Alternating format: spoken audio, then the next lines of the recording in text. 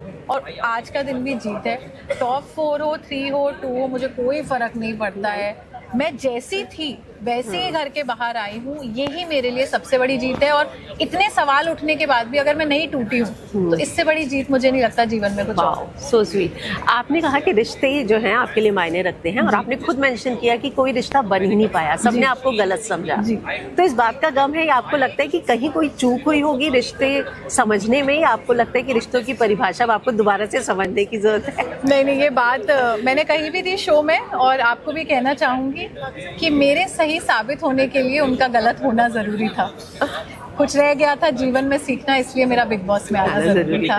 तो वो लोग बुरे रहे, मेरे साथ बहुत बुरे रहे, और मैं मतलब उनको भी गलत नहीं कह सकती, क्योंकि उन्होंने शायद ऐसा व्यक्ति देखा ही नहीं था कि कोई इतना ओवर केयरिंग हो सकता है, कोई इतना गिविंग हो सकता है कि मेरे दरवाजे, मेरे डब्बे सब खुले ही रहते थे सबके लिए। एवरीबडी वांट्स एनीथिंग, मेरे दुश्मन भी, एंड कोई भी बीमार होता था, I was the first person running and everything. तो it was too much for them to take. तो उन लोगों का वो होना जायज़ था, उन्होंने वही काम किया जो उनका नेचर है, क्योंकि उनने कभी ऐसा व्यक्ति देखा नहीं। पर आप मुझसे बाहर भी मिले हो अभी, और अगर आज से 1 महीने बाद भी मिलोगे, मैं ऐसी ही हूँ। मैं आपको सच बता रही हूँ मैम, मैंने घर में बहुत कोशिश की कि मैं अब अपने आप को बदल लूँ, क्योंकि मैं केयर करती हूँ तो लोग मुझे और फर्जी बोलते हैं, तो मैं केयर ना करूँ। बट मेरे दिल ऐसा है ना कि मैं फरहाना को अकेले बैठा भी नहीं देख पाई, और मैं नीलम से लड़ गई कि मैं खुद अपने आप से परेशान हूँ कि मैं ऐसी क्यों बदलेंगी खुद को। इतना कोई कैसे हो सकता है कि अब मैं आपको सच्ची बता रही हूँ, अगर सामने से अभी कोई चला जाए और वो कहते मेरे पैर में दर्द है, तो मैं आपका इंटरव्यू छोड़ के वहाँ चली जाऊंगी। ये मेरा एक नेचर है, और मैं नहीं चाहती कि मैं इस दुनिया में कोई भी तूफान आए उस चीज को बदले, क्योंकि मुझे लगता है मेरे जैसे लोग राम जी बहुत कम भेजते हैं, क्योंकि ऐसे लोगों को देखकर हमें विश्वास रहता है कि नहीं, अभी दुनिया में अच्छाई खत्म नहीं हुई। आप पे ना बहुत सारे सवाल उठे, आपको फेक कहा गया जी। तो बाहर जाने के बाद आपको घर के और सारे वीडियोस डालेंगी बताने के लिए कि मैं फेक नहीं थी, मेरी फैक्ट्रीज ये हैं, मेरे घर ये हैं। लोगों ने कहा 2500 से 5000 स्क्वायर फीट हो गई, 5000 से 10,000 हो गई। तो आप बाहर जाएंगी तो उसकी वीडियोस डालेंगी, क्या कहना चाहेंगी? मैम देखिए, आप फेक समझ के हंसते रहिए, हम सच समझ के जीते रहेंगे, वो वाली बात है।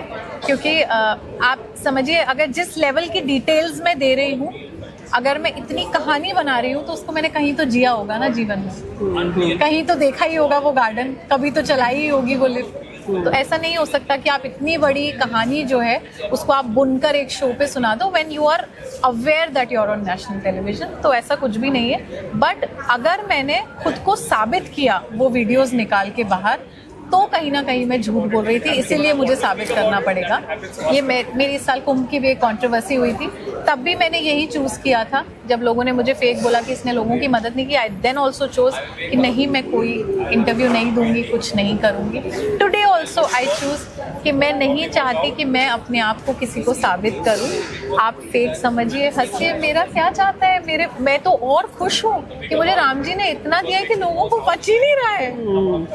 बट मैम, मैं आपको सच्ची शब्दों में नहीं बता सकती कि मुझे क्या दिया है भगवान ने। इतना अच्छा परिवार दिया है कि मुझे एहसास ही नहीं हुआ था कि ये छोटी छोटी चीज़ें लोगों के लिए इतनी बड़ी है। ये लिफ्ट किचन में हम 10 साल पहले से देख रहे हैं, हमें नहीं पता था ये इतनी बड़ी चीज़ होती है। तो लोगों के लिए बड़ी होगी वो, मेरे लिए तो ये मेरी ज़िंदगी है, और मैंने उसको कभी भी दिखाना चूज़ नहीं किया। आपने घर के अंदर अपनी शादी की भी जिक्र किया है जी, तो अब बाहर आने के बाद वो आपके दिमाग में होगा कि अब शादी जल्दी करनी है, कैसा लड़का चाहिए? मैम, मेरा शुरू से शादी में बहुत इंटरेस्ट रहा है, और मैं इस बारे में झूठ नहीं बोलूँगी, क्योंकि मैं बहुत पारिवारिक टाइप की लड़की हूँ। तो मुझे बहुत लगता है कि मेरा हस्बैंड हो, मेरे बच्चे हो, मेरा घर हो। एंड क्योंकि मैम क्या होता है, ऑनेस्टली आपको बता रही हूँ दिल से, क्योंकि आप बिल्कुल फैमिली जैसे ही लग रहे हो, कि मेरे साथ एक प्रॉब्लम रही बचपन से कि लड़कियां मुझसे जेलस हो जाती हैं और लड़कों की मेल ईगो हर्ट होती है, क्योंकि लड़कों के हिसाब से वो इंटेलिजेंट होते हैं, लड़कियों की वॉइस नहीं होती। तो मेरी बहुत वॉइस है, मैं बहुत स्मार्ट हूँ, और मैं लाइफस्टाइल भी बिल्कुल लड़कों वाला जीती हूँ, बॉडीगार्ड ये वो। They don't expect a girl to have all of that. फिर लड़कियों के साथ ये रहा कि मेरी लाइफस्टाइल, मेरा रहने का तरीका बहुत आउटशाइन करता है, बोलते तो ना लड़के सपोर्ट करते ना लड़कियाँ। तो ये आज नहीं हुआ है मेरे साथ, बचपन से ही होता है। तो जब आप ऐसे में रहते हो ना, तो फिर आप एक पॉइंट के बाद ड्रेन होने लगते हो। अभी मेरा एक पॉइंट ये था कि मैं चाहती थी कि चलो एटलीस्ट अगर से मेरी किससे शादी हो जाएगी तो फिर मेरा हस्बैंड थोड़ा जेलस होगा और मैं बच्चों को ट्रेन कर दूंगी कि तुम आगे सुबह मेरी तारीफ करना। बाकी तो मुझे पता है कि बाहर सब पति बॉस बोलेगा, हाँ प्यार से love you boss. My brother my dad also calls me boss. My family ma'am, मैं आपको बोल रही हूँ ना कि इस शो ने मुझे ये एहसास दिलाया कि मेरे परिवार में ने मुझे कितना बिगाड़ा है। Today the Bigg Boss finale हमारे गार्डन में प्रोजेक्टर लगाए, Dev set up this theme, Dev set up my pictures and the entire house is watching.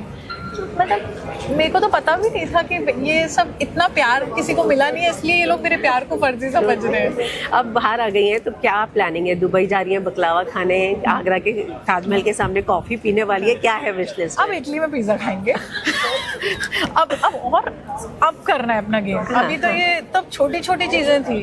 अगर लोगों को नींद नहीं आ रही इन चीजों से तो नींद और खराब करनी चाहिए मुझे, क्योंकि क्या होता है कि जब आपको बहुत जोर से लोग गिराने की कोशिश करें, या तो आप गिर सकते हैं या आप संभल सकते हैं। तो ये मौका है संभलने का।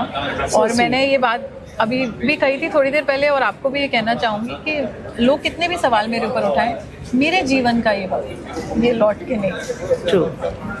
अब यहाँ जो था शो पे हो गया, अभी भी जो दिन बचे हैं, अगर मैं इटली में पिज्ज़ा खा सकती हूँ और उसके लिए कमा सकती हूँ तो I should do it, I must do it. और लोगों को सवाल उठाने दीजिए, मैं तो चाहती हूँ वो सवाल उठाते रहें। कभी ना कभी मेरे जैसी एक लड़की जब आती है तब वो उन सारे लोगों को एक सवाल का जवाब देती है कि हाँ, इस दुनिया में अभी भी अच्छे लोग हैं।